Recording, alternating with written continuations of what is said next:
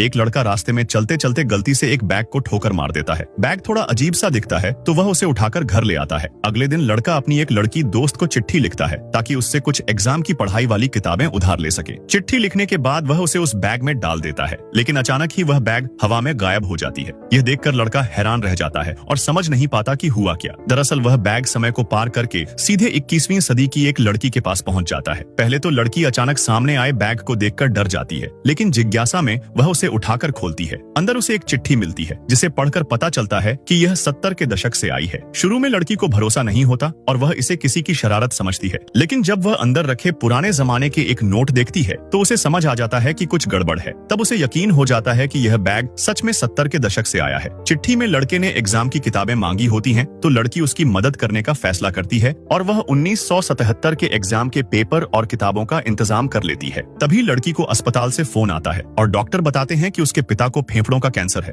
और इलाज के लिए बहुत सारे पैसों की जरूरत है। यह सुनकर लड़की परेशान हो जाती है और सोचने लगती है कि इतनी बड़ी रकम एक साथ कैसे आएगी। तभी उसके दिमाग में एक आइडिया आता है कि वह लड़के से 70 के दशक की कुछ चीजें मंगवाकर यहाँ बेच सकती है। वह यह बात चिट्ठी में लिखकर बैग के जरिए लड़के को भेज देती है। उधर लड़का बैग के गायब होने से परेशान होता है। तभी अचानक वह बैग फिर से सामने आ जाता है। जब वह बैग खोलता है तो अंदर चिट्ठी और किताबें देखकर उसे समझ आ जाता है कि यह बैग समय में सफर कर सकता है। लड़की की परेशानी जानकर वह तुरंत डाक वाले के पास जाकर कुछ पुराने टिकट ले आता है और उन्हें बैग के जरिए भेज देता है। लड़की जब उन टिकटों को बेचती है तो एक टिकट की कीमत 1 मिलियन निकलती है। इससे न सिर्फ उसके पिता का इलाज हो जाता है, बल्कि वह खुद भी बहुत अमीर बन जाती है। बाद में लड़की चाहती है कि लड़का भी अपने समय में अच्छे से जिंदगी जी सके, इसलिए वह उसे 70 के दशक की बहुत सारे पैसे ढूंढकर भेज देती है। पैसे देखकर लड़का बहुत खुश हो जाता है और सोचता है कि अब वह आराम से पढ़ाई करके कॉलेज जा सकता है और अपने माता पिता को गर्व महसूस करा सकता है। कुछ समय बाद एग्जाम का रिजल्ट आता है और लोग पूछते हैं कि टॉपर बनने पर वह क्या कहना चाहता है। वह सबका धन्यवाद करता है।